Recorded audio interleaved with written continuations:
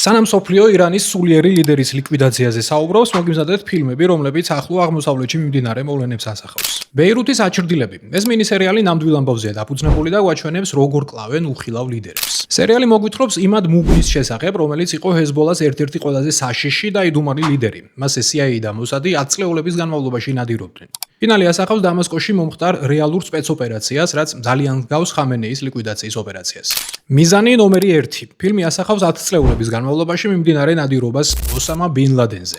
სიუჟეტი ფოკუსირებულია CIA-ის ანალიტიკოს ქალზე, რომლის დაჟინებული შრომაც საბოლოოდ მიიყვანს სპეცრაზმს პაკისტანში მდებარე სამალავამდე. სერიალი თეირანი იდეალური სერიალია იმის გასაგებად, თუ როგორ მუშაობს დაზვერვა ირანის შიგრით. ისრაელის დაზვერვის აგენტი ჰაკერი იპარება თეირანში, რათა მწყობრიდან გამოიყვანოს საჰაერო თავდაცვის სისტემები.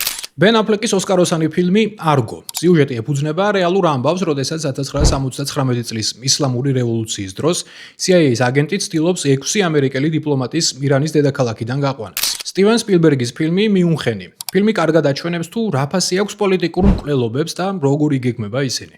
1972 წლის მიუნხენის ოლიმპიადის დროს პალესტინურმა ტერორისტულმა დაჯგუფება შავმა სექტემბერმა ისრაელის ნაკრების 11 წევრი მძევლად აიყვანა და მოკლა. ამ ტრაგედიას მოჰყვა ისრაელის უპრეცედენტო შურისძიების ოპერაცია „ღვთის რისხვა, რომლის ფარგლებშიც მოსადის აგენტები წლების განმავლობაში მთელ მსოფლიოში ნადირობდნენ ტერაქტის ორგანიზატორებზე.